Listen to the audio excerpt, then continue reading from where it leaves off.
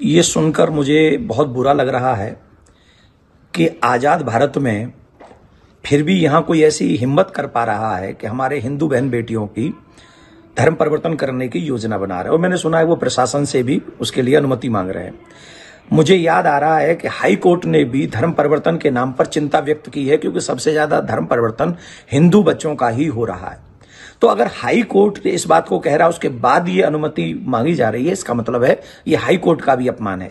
दूसरे शासन प्रशासन से भी मेरा निवेदन है कि कोई भी ऐसा कार्य नहीं होना चाहिए जिससे हिंदुओं को परेशान होना पड़े अथवा हिंदुओं को भी सेकंड ऑप्शन में जाना पड़े। अगर वो 23 का धर्म परिवर्तन करा सकते हैं तो मैं कथावाचक हूं, और मेरे पास में अनेक ऐसे मुस्लिम परिवार के लोग आते हैं जो धर्म परिवर्तन करना चाहते हैं, पर मैंने कभी ये प्रयास नहीं किया है।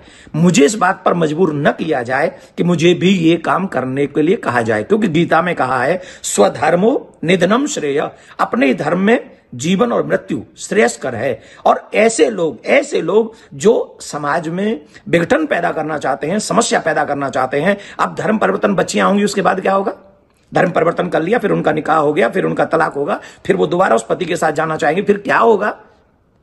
कौन ससुर कौन भाई, क्या होगा?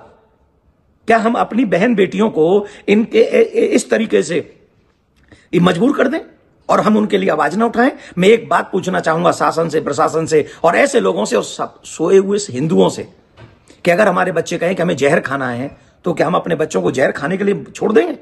उन्हें रोकेंगे नहीं, उन्हें समझाएंगे नहीं? और कहां गए वो लोग जो हिंदुओं को कहते थे कि हम लोग जो हिंसक हैं? अगर कोई हमारी बहन बेटियों को हमारे घर से ले जाएगा, हमारे मान सम्मान को भरे बाजार में उठाएगा, तो क्या हम बोलेंगे नहीं? हम चुप रहेंगे? इसे सहनशीलता नहीं कहते, इसे नामर्दी कहते हैं।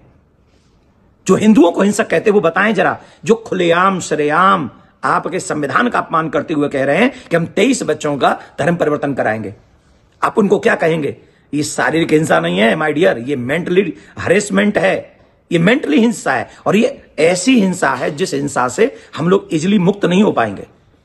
तो ऐसे विषयों पर भी जिनको हिंदू हिंसक लगते हैं उनको बोलना चाहिए। और मैं बता दूं, अपने धर्म की रक्षा करना, अपने देश की रक्षा करना, अपने बहन बेटी बच्चों की रक्षा करना, और उसके लिए अगर हमें कुछ बोलना पड़े, वो हिंसा नहीं होती, वही हमारा धर्म है, वही हमारा दायित्व है। तो जो अगर उन्होंने ऐसा किया, 23 तारीख प्रशासन से कहूंगा कोई अनुमति नहीं मिलनी चाहिए, और अगर अनुमति मिली तो उसके बाद जो रिएक्शन होगा उसका जिम्मेदार प्रशासन होगा, और यह प्रशासन को भलीभांति समझना चाहिए।